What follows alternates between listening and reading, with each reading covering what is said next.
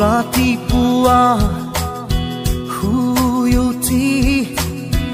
বাগানত morning walk হাতত coffee AC গাড়ীত বিজনেছ কৰি দুটামান চহী মাৰি হওঁ চহকী হয় গধূলি